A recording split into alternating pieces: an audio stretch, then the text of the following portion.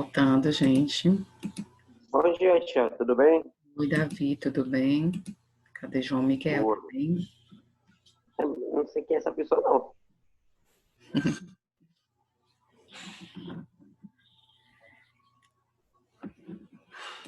Davi.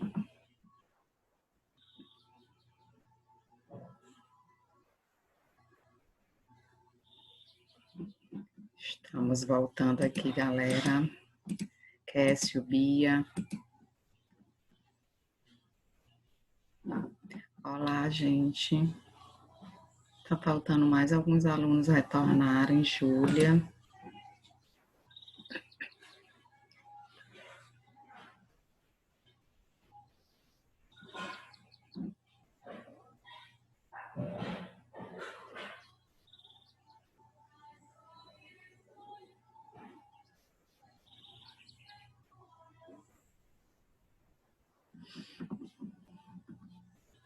Vamos lá.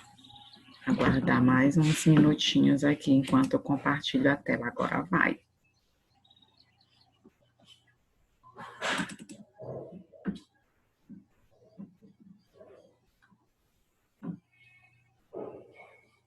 Todos estão conseguindo visualizar?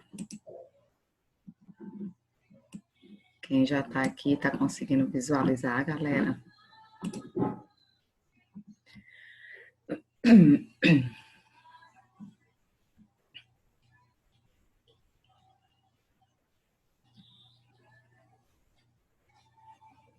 Maria Clara chegou. Então, Gabriel também está chegando. Vamos ver quem está aqui já.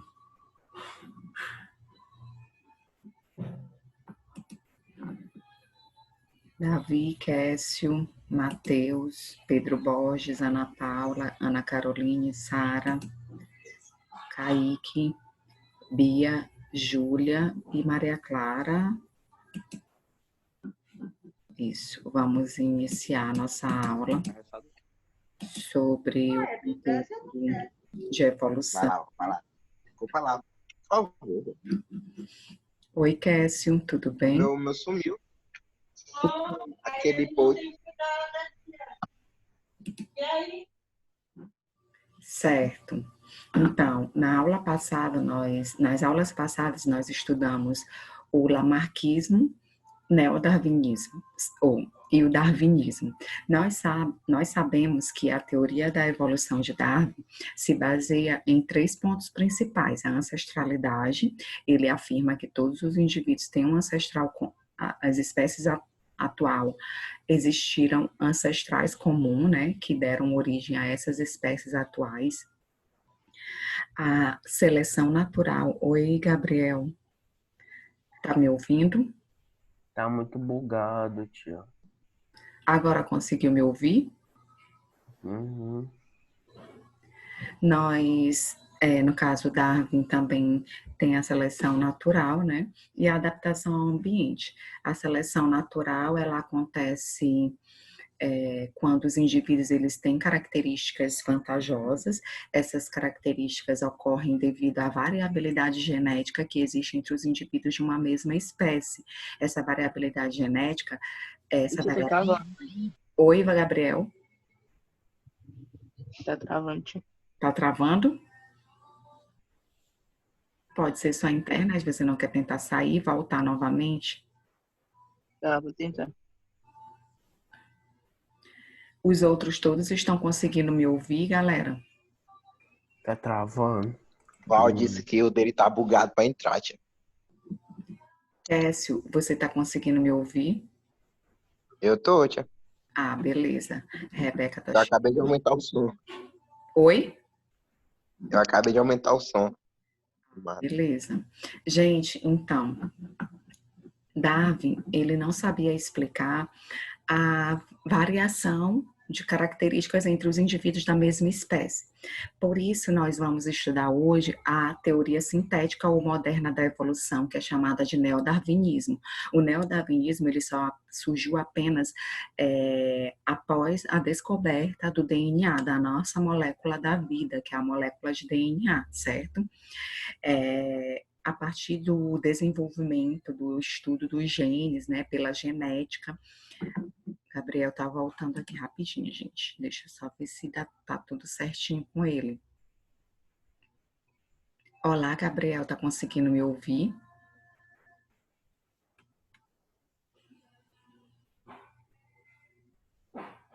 Oi, Gabriel.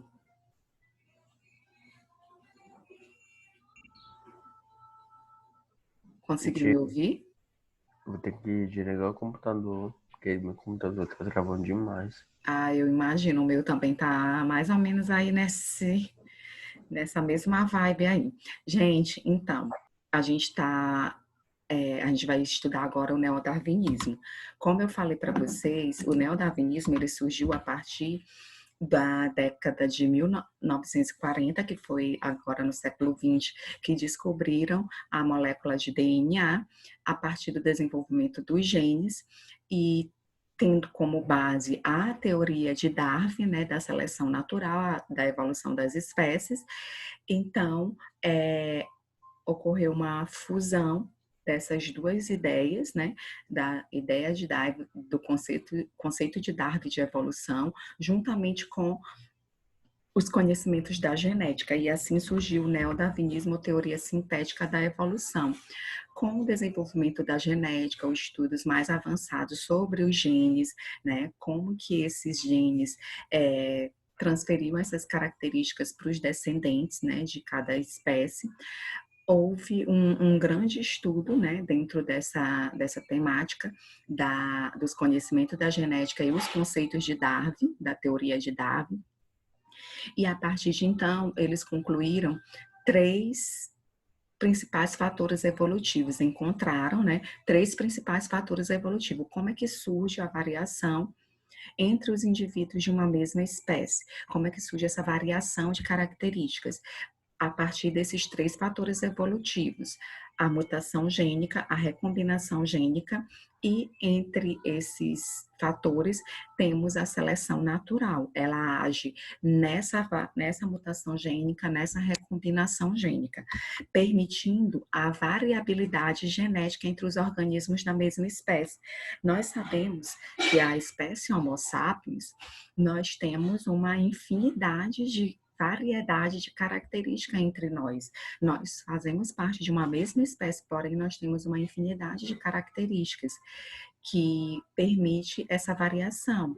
Por exemplo, as pessoas orientais, os orientais, eles têm uma característica, nós ocidentais temos outra característica, tem a questão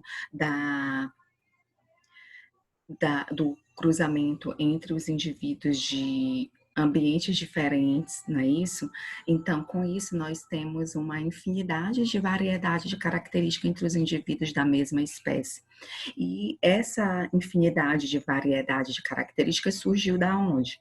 Surgiu de uma mutação, de recombinação, a partir do ambiente em que a pessoa vive, aquele grupo de Homo sapiens viviam, algumas características vantajosas para aquele ambiente foi se perpetuando na espécie, por meio de quê? Por meio da reprodução. Ok? Então, os fatores evolutivos, como recombinação e mutação gênica, eles são responsáveis pela variabilidade genética entre organismos da mesma espécie. Ok, gente? Tudo bem até aí? Podemos avançar? Pode, tia.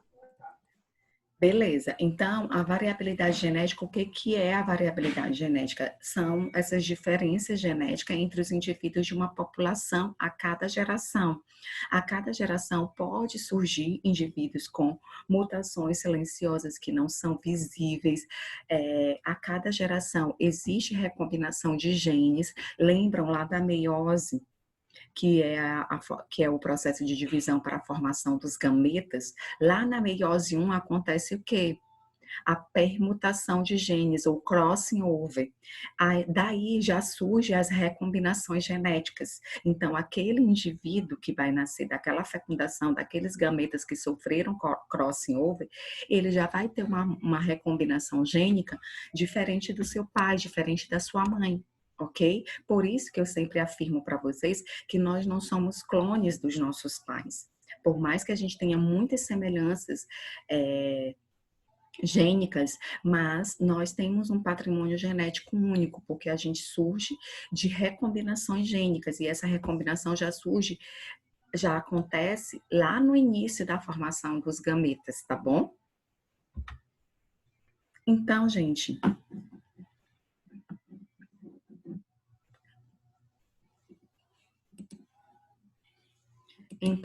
o que que acontece? A seleção natural, ela vai atuar sobre essa variabilidade genética, selecionando as combinações gênicas mais vantajosas para aquele ambiente em que aquela espécie está vivendo. Sempre lembrando, essas recombinações gênicas, essas mutações, elas podem ser vantajosas ou não. Isso vai depender de quê?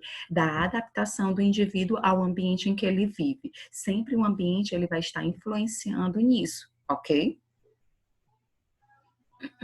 Tá dando para entender isso, gente? Podemos avançar? Dá sim, tia. Pode avançar, por mim. Beleza, então vamos avançar. Essa, gente, é a teoria sintética ou moderna da evolução, conhecida como neodarwinismo. Para a gente conversar um pouco mais sobre recombinação gênica, sobre os fatores evolutivos, a gente precisa relembrar o conceito de espécie. O conceito de espécie é o agrupamento de populações naturais, real ou potencialmente intercruzantes e reprodutivamente isolados de outros grupos de organismos. A gente sabe que os indivíduos da mesma espécie são capazes de se reproduzir e gerar descendentes o quê? Férteis. Mas a cada reprodução nós poderemos ter sempre recombinações gênicas e mutações. Essas mutações podem ser silenciosas e em algum momento ela pode ser vantajosa ou não. Isso vai depender do ambiente, das condições ambientais em que esses indivíduos estão ali sobrevivendo, ok? Deu para relembrar o conceito de espécie, gente? Eu sim, tia. Então, agora vamos falar de variação entre os indivíduos da mesma espécie e a seleção natural. A mutação e a recombinação, gente, elas vão provocar essas variações que diferem no seu valor adaptativo, como eu falei. As variações entre os indivíduos da mesma espécie, por mutação ou por recombinação gênica, vai depender do valor adaptativo, ou seja, se é vantajosa ou não. Se é vantajosa ou não essa mutação ou essa recombinação gênica, sendo por isso submetidas ao crivo da seleção natural. Então, lá no ambiente, se essa mutação, se essa recombinação gênica que aqueles indivíduos possuem for vantajosa, vai passar tudo pelo crivo da mutação. As que não forem crivo da seleção, as que não forem vantajosas, elas tendem a ser eliminadas daquele ambiente, né? Porque não vai ter condições de procurar abrigo, parceiros, alimento e outros, que a gente sabe que esses são fatores limitantes que o próprio ambiente impõe sobre os indivíduos de uma espécie, de uma população, de várias populações que vivem naquele ambiente, naquele ecossistema. Ok, gente? Beleza? Vamos avançar. Gente, agora vamos entender o que é mutação gênica, de onde é que surgem essas mutações. As mutações, elas são alterações do código de bases nitrogenada do DNA. Nós já estudamos a molécula de DNA, sabemos que ela é formada por bases nitrogenadas, certo? Essas bases, citosina, guanina, adenina e timina, certo? E a partir de alterações na combinação dessas bases, pode originar novas versões de um gene. Esse gene vai expressar uma característica, e essa característica, dependendo do ambiente, como eu já falei, onde as populações das espécies estão vivendo, elas podem ser vantajosas ou não, certo? Por exemplo, o albinismo, existe estudo que comprova que o albinismo, que é a não produção de melanina, né, surgiu por uma mutação de um gene, que é para determinação da produção de melanina. A melanina, lembrando que é a proteína que expressa a coloração da pele, certo? Então, o albinismo, ao longo do tempo, tem estudos que comprovam que ele surgiu a partir da mutação desse gene que produz a melanina. E aí, nessa mutação, ocorreu o quê? Uma alteração na combinação das bases nitrogenadas, uma nova versão desse gene que não permite a produção de melanina. Por isso, as pessoas albinas, elas não produzem melanina, ok? Gente, e ao longo da evolução, se sabe também que o genoma típico de cada espécie, ele é resultado da reunião de várias mutações, recombinações gênicas vantajosas. Então, ao longo da evolução, essas mutações vantajosas foram sendo repassadas de geração para geração para os descendentes. E hoje nós temos o genoma típico de cada espécie. Por exemplo, nós temos o nosso genoma, foi codificado, né, em um estudo que durou cerca de 15 anos, foi encontrado todos os nossos genes, certo? Bia tá chegando aqui, certo, galera? Então, a gente tem essas conclusões aí sobre a mutação. Então, ela ocorre a nível de gene, certo? Ela acontece na molécula de DNA, acontece acontece alterações nessas combinações das bases e pode surgir uma nova versão de um gene. Isso pode ser vantajoso ou não. Como ocorrem as mutações gênicas? As mutações, elas ocorrem por adição de uma base, por eliminação de uma base, por substituição de uma base ou de um nucleotídeos na fita de DNA. E essas mutações, elas podem ser espontâneas, acontecer ao acaso, ou induzidas. Nós sabemos que existem vários fatores que influenciam nas mutações induzidas, fatores externos como raio-x, exposição à radiação, certo? As espontâneas, uma delas é a transformação de uma base nitrogenada em outra, certo? Por exemplo, lá na formação da citosina acontece algum problema e aí, em vez de formar citosina, forma uracila. Isso vai provocar uma alteração na sequência das bases, certo? E vai gerar um outro gene, uma nova versão de um gene, que essa mutação ela pode ser vantajosa ou não. Aqui, por exemplo, nós temos aqui a sequência original por substituição de uma base. Aqui, ó, em vez de a sequência mutante, o problema ficou bem aqui, ó. Citosina, guanina, citosina, guanina. Em vez de vir uma citosina e guanina bem aqui, veio o quê? Uma adenina e uma timina. Então, aqui ocorreu uma substituição, um erro. Pode acontecer. A inserção, bem aqui, ó, nessa sequência original, entrou uma guanina. Aqui, ó, nessa parte lilazinha. Entrou uma guanina na sequência. E do outro lado, citosina, que não era para estar aqui. Então, isso aqui já muda a sequência do DNA, já muda a sequência das bases para formar o gene. Aqui a deleção, ou seja, a falta de uma base, pode ocorrer também. Se faltar essa base aqui, ó, nós estamos vendo que a sequência mutante fica faltando uma combinação de bases, e isso é prejudicial, certo? Nós temos também essas mutações por substituição, né, que ocorrem em razão da troca de um par de bases. Na maioria dos casos, a substituição de um único par de nucleotídeo leva à alteração de um aminoácido da proteína que vai ser codificada. E nós temos um exemplo aqui para vocês compreenderem. Meu lápis caiu, depois eu pego. A anemia falciforme. O que aconteceu? Existe um tipo de anemia chamada falciforme, em que as hemácias, as normais, elas são dessa forma aqui, ó.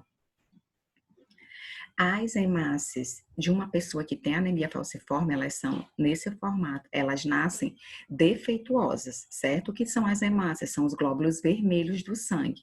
Então, o que aconteceu aqui? Uma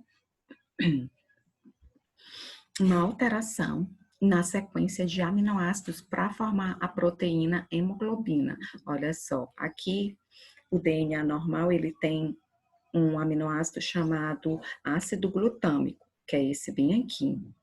Na sequência de bases nitrogenadas para formar esse ácido glutâmico, o que aconteceu?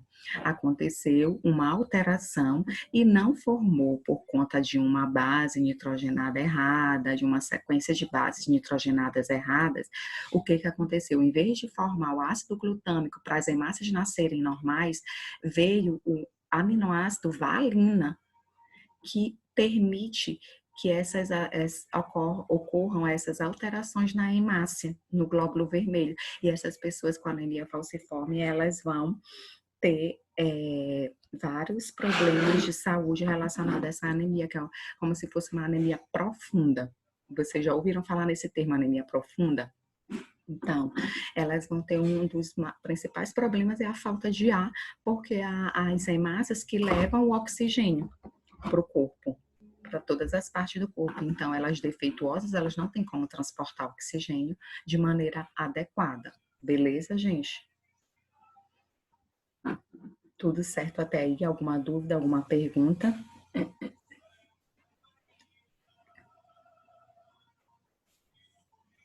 Estou aguardando a resposta de vocês. Pode me dar pra entender bacana. Tá tudo bem.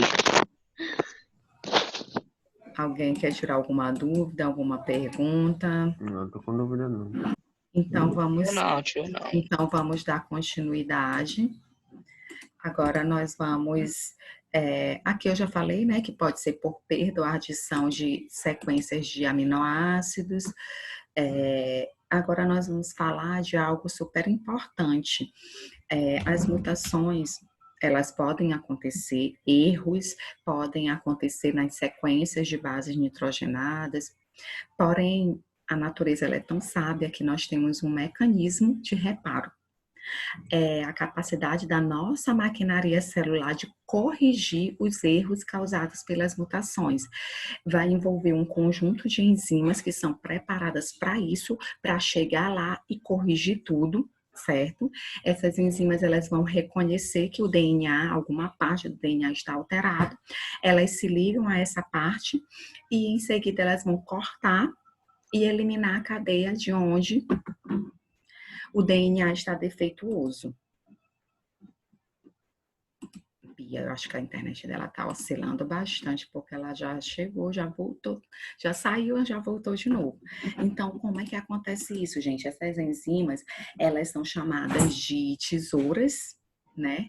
E também temos as que são as colinhas, né, que vão colando as partes certinhas, que são as ligases, né, DNA ligase, DNA polimerase, é o nome dessas enzimas, não se preocupem, tá, em relação a esses nomes. O que eu quero que vocês entendam é que tem o erro, mas a gente também tem os mecanismos de reparo, porque senão não ia parar, né, de ter não ia parar não, ia ter uma variação muito exagerada de características entre os indivíduos de uma mesma espécie, por isso nós temos esses mecanismos de reparo, e esses mecanismos, eles são reparados, como a gente está vendo bem aqui, ó, esse DNA, o que aconteceu? Em vez da ponte de hidrogênio vir entre A e T, e aqui novamente entre A e T, a ponte de hidrogênio ficou entre T e T. O que acontece? As enzimas DNA polimerase, elas chegam aqui nessa região lesada, certo? Corta essa região que foi danificada e comanda uma nova sequência de DNA, aí vem as DNAs ligadas, que são as colinhas, e vem fazer o reparo aqui, ó. Vocês estão vendo que o T está ligado normalmente ao A e aqui do outro lado a mesma coisa, certo? Matheus Daniel tá voltando aqui. Ok, gente? Então, esses mecanismos de reparo acontecem para tipo, um controle, né, dessas mutações que acontecem. Agora aqui nós temos uma outra uma outra imagem, né? Tipo, a pessoa ocorreu uma exposição à radiação. Aí houve essa mutação aqui, ó, essa combinação de genes T e T, né? Em vez da ponte de hidrogênio vir entre A e T, veio entre T e T. Aí vem as polimerases, né? Elas vêm cortando, como eu falei para vocês, são chamadas de tesouras químicas. Elas retiram essa parte, elas identificam a parte lesada, a parte com erro, retira, comanda uma nova sequência de formação de bases. E aí as DNAs ligases, elas vêm e ligam aqui, ó, o DNA e liga tudo certinho e ocorre a reintegração, né, desse DNA, tudo organizadinho. Deu para entender mutação, gente? Agora nós vamos entender o que é a recombinação gênica. A recombinação, como eu já falei para vocês, é a mistura de genes provenientes de indivíduos diferentes que ocorre na reprodução sexuada. Nós sabemos que existe o quê? A meiose, que é a formação dos gametas. Nessa formação dos gametas já existe uma recombinação de genes, porque vai existir o crossing over, certo? Que é a permutação gênica, porque pedaços de cromossomos se chocam, se colam um no outro. Em indivíduos eucarióticos, como eu já falei, a recombinação vai começar pela permutação, pelo crossing over lá na meiose. E aí, com essa recombinação, com essas mutações, né, que são os principais fatores evolutivos, nós vamos falar sobre seleção e adaptação. Como é que ocorre a adaptação, a seleção natural nesse caso, segundo o neodarwinismo. Mas antes disso, nós vamos relembrar a seleção natural, a ideia de Darwin, certo? Nós sabemos que Darwin sempre falava que a seleção natural não é os mais fortes que sobrevivem. Até no final do outro slide eu coloquei essa frase dele, não é os mais fortes que sobrevivem. Segundo Darwin, a seleção natural ela acontece porque os mais aptos, eles vão enfrentar os desafios do ambiente e vão ter maior chance de sobrevivência. Se eles têm maior chance de sobrevivência, lógico que eles vão ter maior chance de deixar descendentes, de se reproduzir. Então, a gente diz que, segundo Darwin, a seleção natural é a luta pela sobrevivência, certo? A seleção natural, segundo o neodarwinismo, nós temos aqui no livro de vocês também, a seleção natural, segundo o neodarwinismo, ela relaciona o quê? A interação do ambiente com a variabilidade genética de cada indivíduo. Nós sabemos que essa variabilidade genética surge a partir de quê? Das mutações e das recombinações gênicas, que são os principais fatores evolutivos em que a seleção natural atua sobre essa variabilidade. Os indivíduos mais aptos são aqueles, de acordo com o neodarwinismo, são aqueles que herdam combinações gênicas mais favoráveis e têm maior chance de deixar descendentes. Por isso, segundo o neodarwinismo, segundo Darwin, que ele já falava sobre isso, só que ele não sabia explicar como que surgia essas variações, certo? Ele dizia que a seleção natural, ela implica em uma reprodução diferencial. Isso ele observou em loco, lá nas Ilhas Galápagos. Darwin observou isso, que os que conseguiam sobreviver tinham mais chances de se reproduzir e deixar descendentes. Ou seja, a seleção natural implica em uma reprodução diferencial. Por que reprodução diferencial? Porque os indivíduos com características vantajosas, a partir dos seus genes, eles vão transferir essas características para os seus descendentes, a partir das informações genéticas que eles possuem, a partir dos genes que eles possuem. Então, cada gene para cada característica vantajosa vai ser repassado para os seus descendentes, a partir do processo de reprodução, tá bom? Então, a seleção natural implica em uma reprodução diferencial. Deu para entender isso, gente? Essa relação aí entre reprodução diferencial e seleção natural? Tudo beleza? Sim. Então, agora eu vou pedir para alguém me explicar tudo isso sobre essa seleção e adaptação segundo o neodarwinismo. Se todos entenderam, vamos lá. Quem pode me explicar? Com suas próprias palavras, logicamente. E aí, Sara, Maria Clara, Kécio, quem se habilita, gente? Nós temos um tempo restante da nossa reunião, 9 minutos e 31 agora. Júlia, Eduarda. E aí, gente, ninguém quer explicar novamente? Gente, então, já que todos vocês entenderam, eu vou passar rapidinho para um outro slide que eu acredito que eu consiga fazer essa...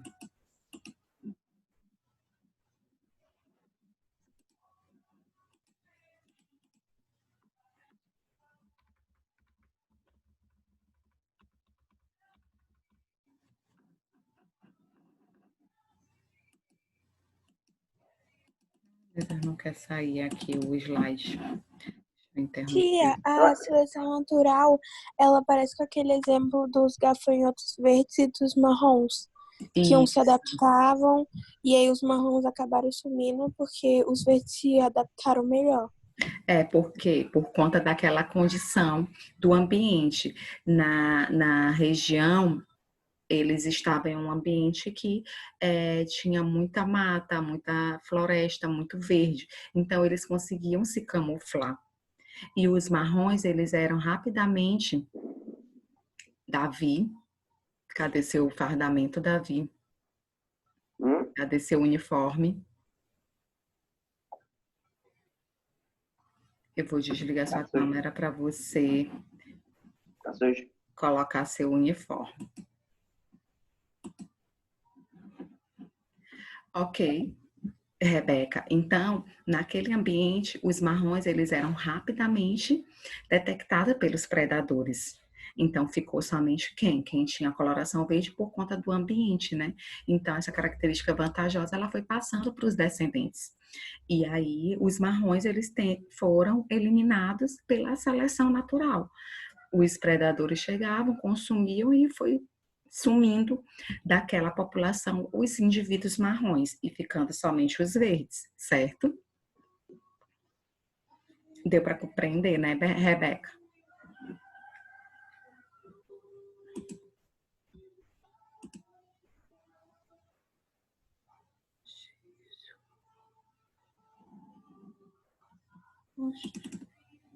Deixa eu ver aqui se eu consigo agora compartilhar esse outro aqui.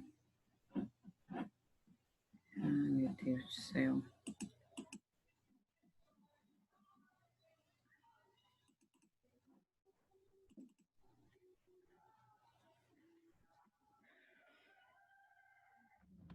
Gente, vocês estão conseguindo visualizar?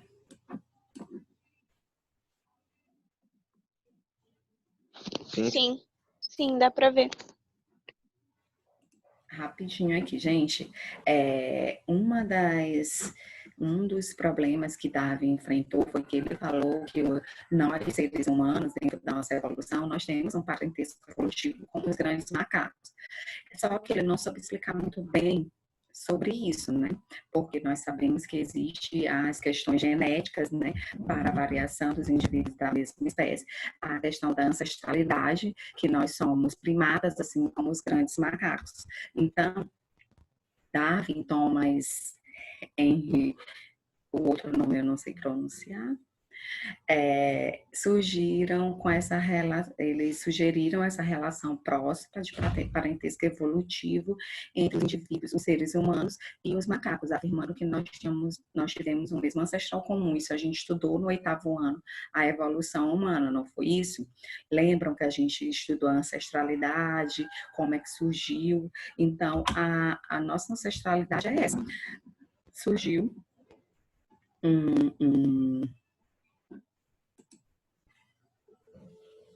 Maria Clara. Surgiu um ancestral comum para a família Hominidae que é a nossa família, juntamente com a família de todos esses outros grandes macacos, né? Nós temos uma subfamília hominine, que surgiu bem aqui, o nosso ancestral, certo? Desse ancestral surgiu uma outra ramificação, a ramificação que deu origem aos gorilas. E mais para frente surgiu essa ramificação aqui, os ancestrais dos gêneros Pan e Homo. Pan são desses macacos, bonobos e chimpanzés, e surgiu uma outra ramificação para o ser humano. Então, daí a afirmação de Darwin, que nós tivemos todos os primatas, nós tivemos um ancestral comum. Pedro Borges agora está conseguindo voltar, certo? Então é isso. Darwin, ele foi mal interpretado, na verdade, né, pela comunidade, por muitos representantes da comunidade científica daquela época, certo? Aqui nós temos a classificação da nossa espécie humana entre os primatas. Ó, são várias classificações, certo? Até chegar em nós, seres humanos. Aqui, ó, subfamília hominine, gorilas, chimpanzés e humanos. Então, os primeiros... Não tá aparecendo nada? Não tá aparecendo nada? Não tô vendo nada também não, tia. Meu Deus, gente, vocês... Oh, meu Deus.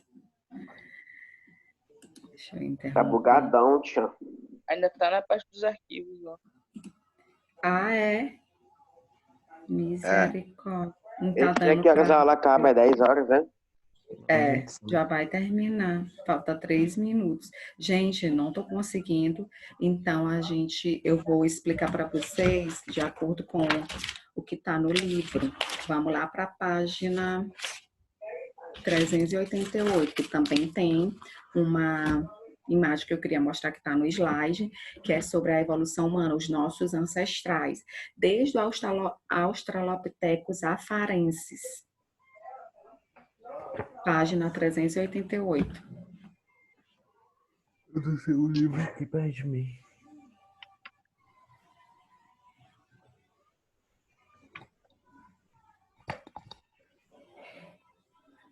Todos já estão acompanhando a imagem? Página 388. Então, gente, nessa imagem nos mostra os nossos ancestrais. Nós estamos vendo aqui uma árvore filogenética ou genealógica, né? Hoje a gente chama filogenética, das linhagens de hominídeos surgidas a partir do Australopithecus, certo? Acompanhem aí no livro. Surgiram os Australopithecus africanos, Homo habilis, Homo erectus, todos aqueles que a gente já estudou no 8º ano, Homo neanderthalensis, heidelbergensis, e até surgir a nossa espécie, Homo sapiens. Vocês estão percebendo aí no livro o tamanho do crânio, né? O tamanho do crânio deles. O nosso, o tamanho do nosso crânio é diferente do deles. Por quê? Porque nós tivemos um aumento da nossa massa cefálica, ou seja, do nosso cérebro, do tamanho do nosso cérebro. Isso permitiu com que a gente desenvolvesse a linguagem, que a gente desenvolvesse outras características que os outros não tinham. Então, nós surgimos, as pessoas sapiens, nós surgimos de ancestrais e nós tínhamos características vantajosas em relação a eles. Por isso, nós permanecemos aqui e eles foram eliminados por seleção natural. Nós desenvolvemos o desenvolvimento do encéfalo, permite o desenvolvimento da linguagem, de uma linguagem abstrata, a cultura, o desenvolvimento do fogo, aí melhorou a manipulação dos alimentos e tudo mais. Então, gente, com a evolução humana, a gente encerra essa parte do capítulo 4, certo? Que vai ser provavelmente o conteúdo da nossa próxima avaliação. Agradeço a atenção de vocês, da nossa próxima atividade domiciliar. Agradeço a atenção de vocês, temos menos de 1 minuto, tá? Eu vou fazer aqui o print de quem tá aqui agora. Tá? Pode ativar meu vídeo. Oi? Pode ativar.